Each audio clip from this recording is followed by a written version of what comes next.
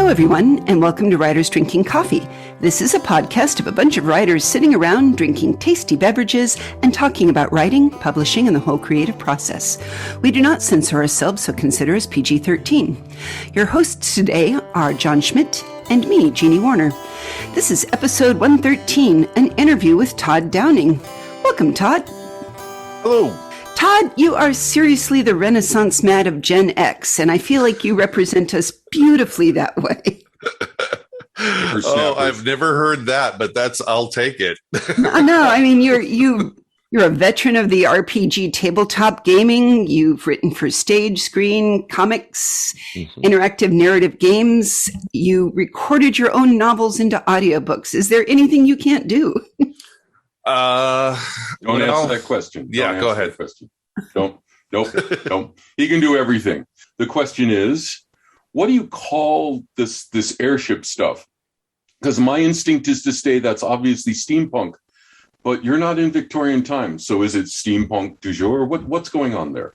So steampunk would actually be the closest kind of major genre to what I write in the Airship Daedalus series. But because it's more set in the 1920s and 30s, the interbellum period between the world wars, and dealing with kind of weird science and not really steam at all, it's come to be called diesel punk, or what I really love, the more recent term is deco punk, because that speaks more to the artistic and design aesthetic of the period.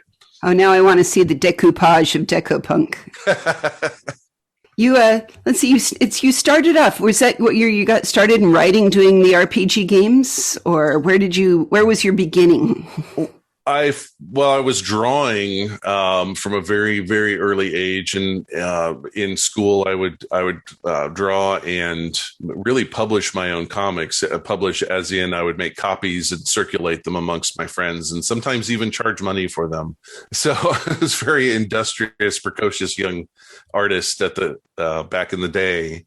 But I started writing, I think, with a real passion for science fiction and fantasy right around junior high, when I discovered Ray Bradbury and some of the other pulp sci-fi authors of his era.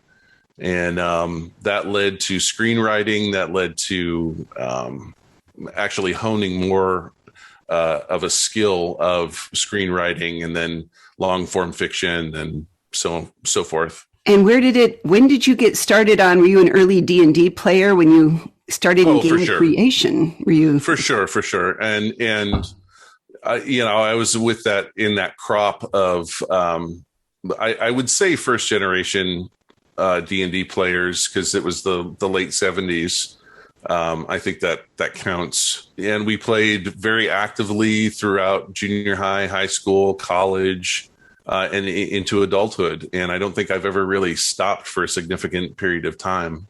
Well, that's fair. I was going to say one of the things I liked about reading through some of your different RPGs that you've done is you seem to have taken a way of divorcing the fun part of the game from the mechanics.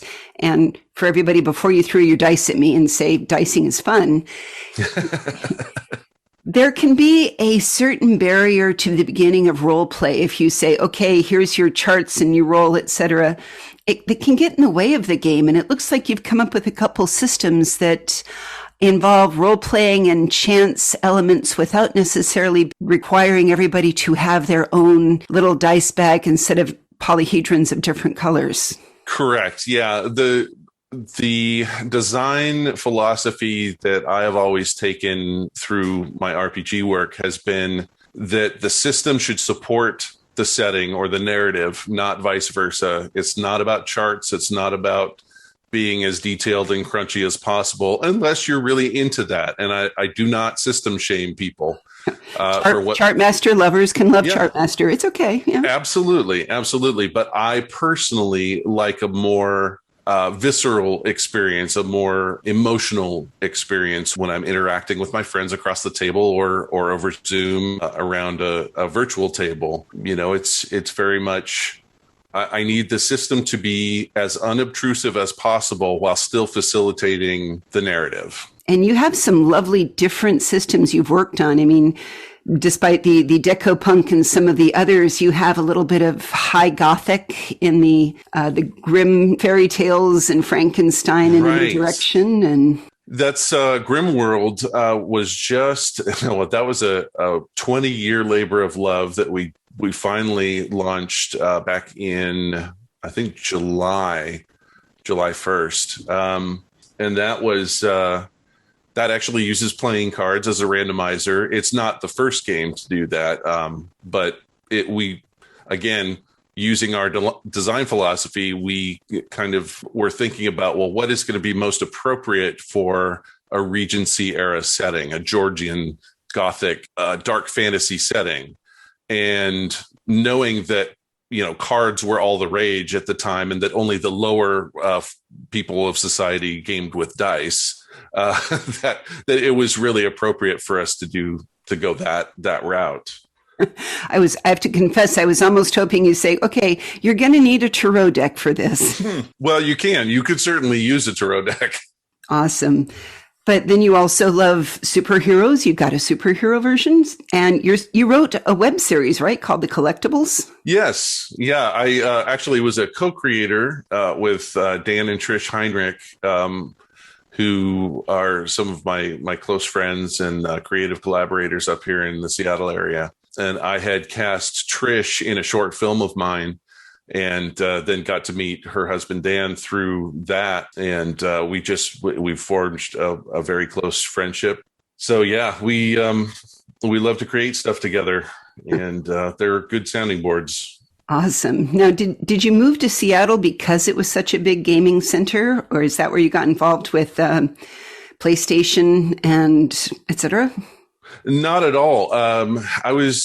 My late wife and I were in our early 20s when we realized that we were free to leave California. It was starting to get a little bit, just a little bit stale and crowded in our old stomping grounds. And we were part of kind of this artistic migration of the early 90s up to Seattle. We were not the only ones for sure. And, but it ended up being a very conducive place to be artistic and to be able to support yourself while being artistic and to raise a family and, things like that. So I kind of fell into video games as a concept artist and art director, worked for Zipper Interactive and Boss Game Studios and Microsoft. And when did you realize that you could just do gaming and writing and drawing as a full-time job? Did you have to double team it with a day job too, or how did you know you made it? Well, that's, let's see. This is asking me to go way back, but I think that's an answer in itself. Yeah. This was kind of at the beginning of the first generation of 3D consoles, the original PlayStation or PSX, the Sega Saturn, the N64, those platforms. And I kind of was in the right place at the right time. I was running a physical game and hobby store in West Seattle that I had opened with another friend of mine. And this opportunity presented itself that this new startup game company that was affiliated with Richard Edlund's special effects company in LA was starting up. And that's, Boss Films was his film company. They did the effects for, Ghostbusters and, Species and, a whole bunch of movies. So I got in kind of on the ground floor there, and that led to a bunch of other opportunities up to and including Sierra Online, where I was part of the Hoyle Group doing a casino simulator. Moving forward into your writing of novels, I read your Calico Kids, which I loved. Well, thank you. I also love that you did the audiobook track. As everybody can hear now, he's got a great voice for it. Yes. I got a really fun review of the audiobook where someone said referred to my narration as my first generation dude voice or dude accent. That's fair. I mean, it does still have echoes of California. It does. You can take It's the kid off the beach, but the sand kind of gets into everything. it's a beautiful Right. love letter to the 80s, though. It really was. And I think if people loved Scooby Doo, and I think Ready Player One sort of primed a lot of the world for this book. I think it Sure. helped. And Stranger Things. Stranger That's- Things and Super yeah. 8, absolutely. Yeah. And you also seem to have a good memory of being a teenager. That's something I hope I never lose. I think it made me a good parent. I think or a better parent anyway than I would have been otherwise. It just, Well, you don't have any illusions. You don't seem to have any of the, oh, it was much better. There's no rosy sunglasses. oh no. No, it was a rough time. I mean, anybody who lived through it can verify that. It was not idyllic.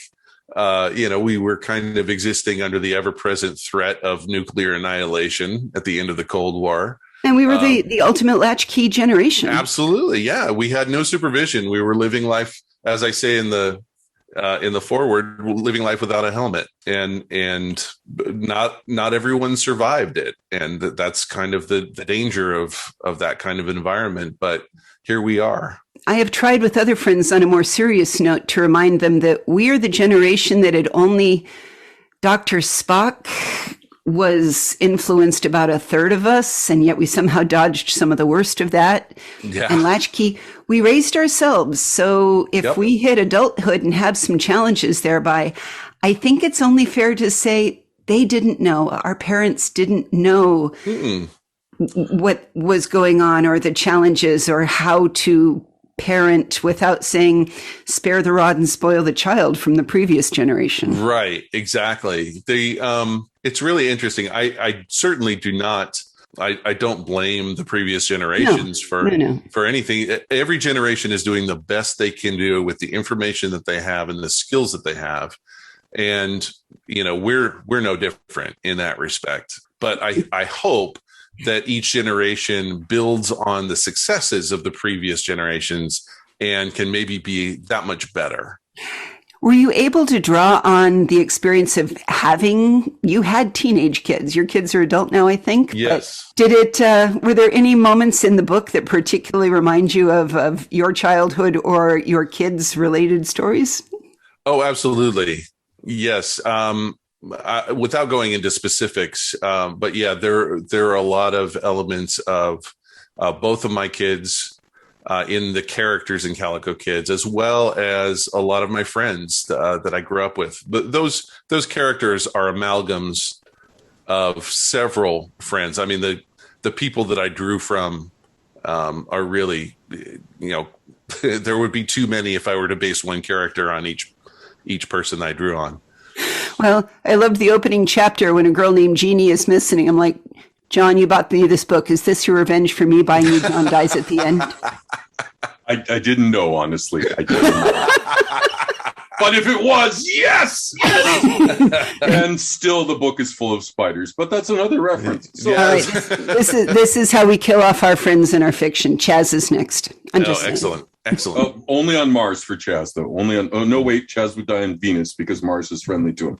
But Okay. changing that, you have a huge amount of works out there, and I want to ask. You've got long experience. Has the market? You've written a book about teenagers in the '80s.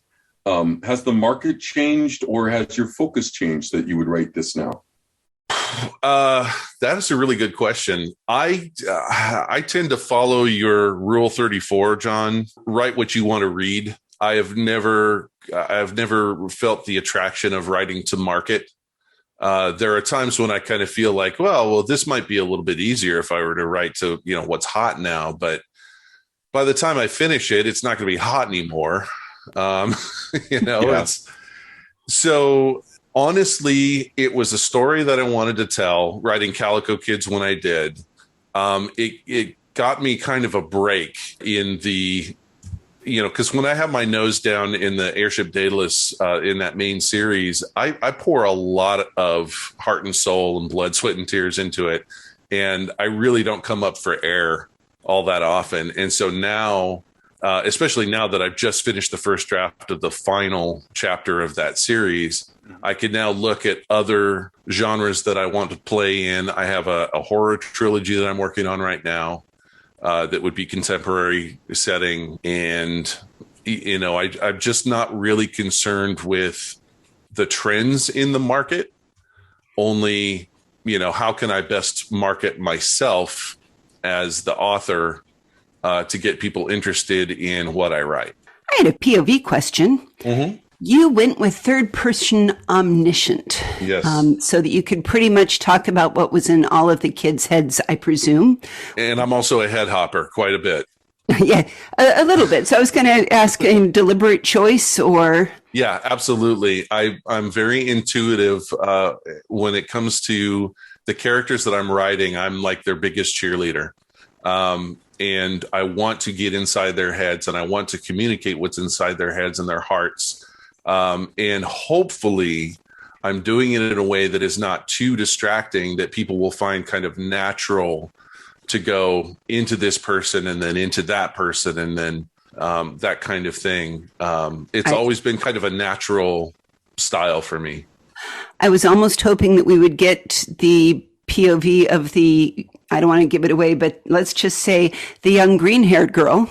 But yes, she's the one that you don't share with us. So no, and again, by design, she is the one that is the outsider.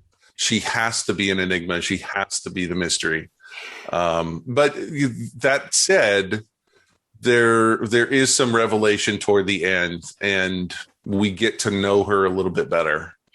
Well, it's a beautiful parallel then, because you don't give us any adult omniscience either. We don't. Oh, no. See grandmothers. We don't. So it really is the omniscient, but only from the kid's perspective. So yeah, there's hardly any adults in it at all. And the only adult that you really even get close to is in one scene. And that's the football coach. Oh, I don't know. I liked the grandmother. Yeah. Oh, yeah, that's true. That's true. That's funny because I don't see I see the grandmother as one of the kids.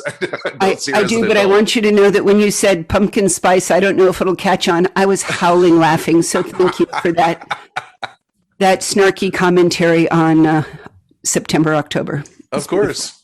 Well, it's 1982. Who knew? Exactly. I thought there were a bunch of delightful Easter eggs, and I'm not going to do any other spoilers, but I think if you have your eyes open and look around when they read your book, you will find a lot of adorable Easter eggs. Oh, thank you. I definitely made some plentiful. I hid some plentiful Easter eggs throughout. Yes, you did, and that was another thing that I feel like. If you've ever, because you've been a game designer and you've run a game and you create 1,000 interesting clues and your players go through and smash things and rifle the desk and don't do any of the things to find your clues. I just wanted you to know that somebody got your clues. Oh, absolutely. Yeah. Thank you. What else are you working on right now? Well, like I said, I've got a horror trilogy that's actually based on each book is based on a feature screenplay. And I'm starting it off with The Parish, which was a horror film that was actually, I had sold the script to a local film production company here in Seattle. And the film got an angel investor and got made and is now streaming worldwide. And I was kind of thinking, wouldn't it be cool to put in all the information that you can't put in to a visual storytelling, right? And kind of do a novelization, but in reverse. It's not the film based on the novel; it's the novel based on the screenplay. It's a good twist. Tell us a little bit about the plot so people can run right out and see it. Well, it's on streaming on Amazon Prime and a few other services out there. It's called The Parish, Parish. It's kind of the play on words, but it's about a single mom, a widow, and her preteen daughter. The father/husband is a Marine who's killed in Afghanistan. And in order to deal with their grief, they move 1,000 miles away to a brand new community where they won't have the triggers of their home and their support network, unfortunately. And they end up digging up a 50-year-old murder mystery and a tragedy that they will have to put to rest.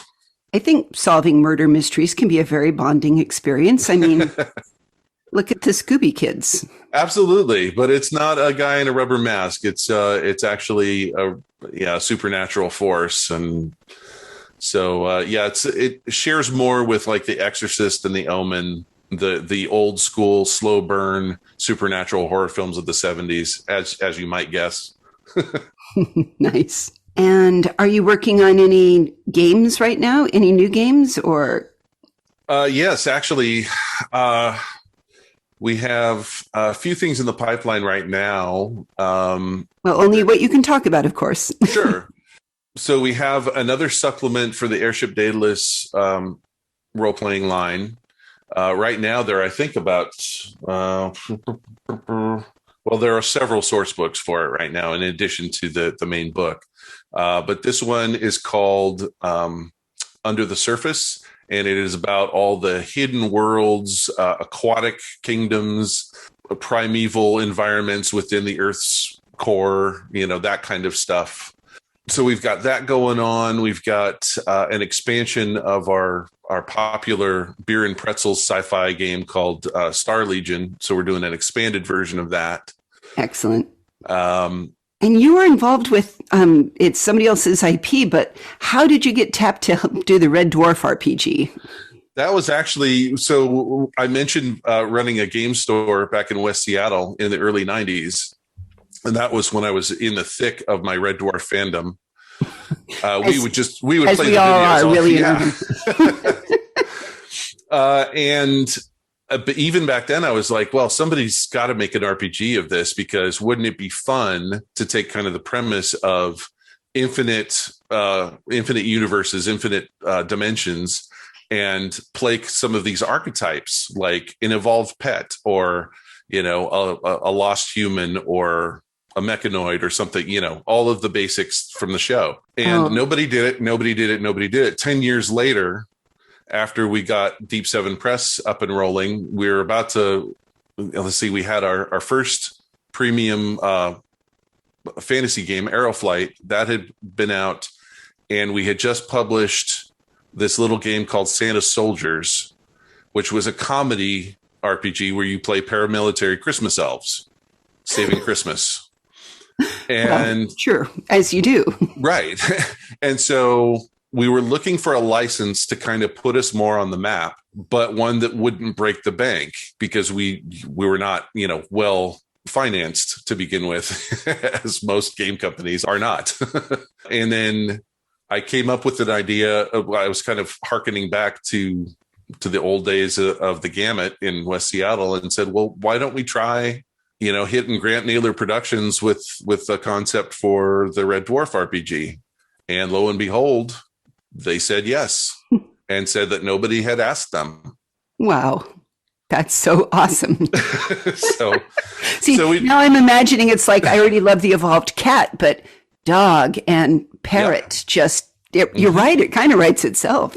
Yeah, we actually have iguanas and rabbits, because both of those are actually mentioned in the show. Right. And it's funny because the rabbits actually end up being kind of a fascist universe. So they're very kind of S&M rabbits. I have a loaded question for you, and Sure. and you can answer in code if you need to. If John and I were going to develop a gaming company starting now, how long would it take before we could reasonably consider it to be profitable? Oh, well, so decades, months. Well, okay, so that is a loaded question. I know, and you can say we can take that whole question out if you want. No, it's fine. It's just very difficult to answer, because every company is different, and it depends on where your focus is. There are independent publishers that are doing much, much better than my company does, mostly because mine has been a sideline pretty much since the license reverted back to Grant Naylor for Red Dwarf. Right. We were full-time paying our mortgage for about 3 years with that license. And then unfortunately, and I'm not saying that this would happen with anybody else, but unfortunately, one of the two primary partners got sick with cancer and she ended up dying. And so I had to put as the sole remaining partner, I had to put everything kind of on autopilot for a while and sort everything out. I finally did, but it's been 15 years, 16 years now, and we're still just kind of getting back up to the level of visibility that we had. That makes sense. What are your tools that you use for writing? I mean, when you sit down and say, I'm going to make a new RPG, or, hey, I'm going to make the Illustrated Man something that's, if you were going to make 5e out of that, where would you start? Like a pencil and paper, Microsoft Notebook, Scrivener? What are your tools for writing? For long form fiction, it's definitely Scrivener. I'm an early convert. Another author friend of mine, Trish Heinrich, who writes superhero fiction. She kind of turned me on to Scrivener and some of the basic features. I'm still not a power user, and I don't think I will be, but I'm finding my way with it, and it's very, very useful. For most things, I start notes in a Word document or Open Office Write, and or on a Google Doc if I'm sharing it with my brother who co-writes with me on some of the game stuff, and we'll just kind of keep these documents running. And, then when we're in a position to have it edited, we edit the manuscript, we go into layout, we go through sensitivity reads, we have a finished layout edit. And then it goes. I want to pause for a second. Sure. Sensitivity reads. You're the first person who's brought him up and talked to him that way. Tell the audience what a sensitivity read is. Well, so my brother and I are the primary authors of our content, and we're two middle-aged white guys, and so we're writing from that perspective, even when we're trying to put ourselves into the perspective of somebody who is not a middle-aged white dude, and we want to be allies of marginalized demographics. And therefore, we need to make sure that, as careful as we are when we're writing this stuff and editing this stuff, that we don't step into, using terminology that's not acceptable anymore, that, that people might take offense to, and not out of a sense of, oh my gosh, we don't want people to take offense. It's, we want to be supportive. Right. We want to be as supportive as possible for people with privilege, and using that privilege to kind of open up discussions of non-white guy things. We just put out a supplement for Aeroflight for our fantasy line called Realms of Death. And it's the first supplement that we've done that's kind of an Afrocentric, Afro fantasy product. And we had to be really, really careful in our use of certain terms and terminology, and, just tossing around terms like savage to describe kind of a wild environment. You might not think twice about that as a white person. Well, yes, it's a savage environment. Well, but if you're don't know. Yeah. I've been to a lot of, white collar security conferences, and there's a lot of savagery out there. So exactly. But I can see it is inherently a put down to a number of cultures, because they're so often described as, oh, those savages. Right. Exactly. We're sensitive enough now, and there's bad connotations that some people take, but let's just say we're clued enough now to be gentle people. There's another one, and not want to insult people without knowing it. And that's exactly an insult. And I have never heard of this kind of reading before. And I love it because I too I'm actually an older white dude. Yeah. And having a reading where someone else could say, hey, you might want to think about this, or hey, exactly. Why are you trashing people who live in Santa Barbara? Right. Because you're calling them barbarians. And I'm like, I had no idea that was an insult to Santa Barbarians. Why are girls' skin colors related to food and boys' skin colors are related to trees? Yeah. Yeah. Those are all interesting questions. And but when it comes to racial or ethnic concerns, if we know that that's going to be a possibility of, we might have something problematic in there that we'll want to fix before it goes out to the public, then we'll go through. Gavin and I each have some go-to friends who are friends of color and or LGBTQ community, and we'll kind of put it through their filter as well before it ever hits the street. That's, I think, an excellent practice, and I recommend everyone should try it.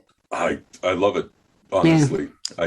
Because of the problems you could see disappearing if you did this. Absolutely, yeah. Never offend anybody by accident, only on purpose. Be surgical with your offense. All right. And in closing, there's only one other thing I noted is that you mentioned you'd done voiceover works for Microsoft Industrial in videos in the Seattle Seahawks Pro Shop. Yep. Tell me that you've got something coming up with the Kraken, because I have got to go see a Kraken game and get a jersey. Oh man, I really love their logo too. I have never been so excited about a new sports franchise. Right. But that all depends on what I end up booking. I get probably about 10 or so auditions a week from my agent at Big Fish, and she's beyond wonderful. But I haven't booked anything in a while, and that could just be, the energy I'm putting out there. I've done a lot of private projects, and I've done a lot of more of the Audible stuff for my own use. But we'll see. We'll see if there's something that comes up. I'm usually in line for it. A true Renaissance man indeed. Todd, thank you so much for coming on talking to us today. Well, thank you guys. We were going to put links to Todd's stories and the other interesting things and games we mentioned on our website, which is www.writersdrinkingcoffee.com. You can find us on Facebook or Twitter. We answer email. Todd, if somebody has a question for you, will you answer right away? I try. I can't guarantee it, but I do try. We'll send it your way. Thank you. You've been listening to Writers Drinking Coffee, a labor of love and enthusiasm put together by the hosts. Our main web support magic is brought to you by Deirdre Schween, and our sound engineer and backup web spider is David Welsh. Our intro music is Pretty Maid Milking a Cow, and our exit music is Breakfast with the Morning Person, both by Michael Engberg. You can hear more from Michael Engberg on manyhatsmusic.com. Our podcast sponsor is Forever Jackal Designs, enabling you all to buy cool WDC swag. And hey, thanks for listening.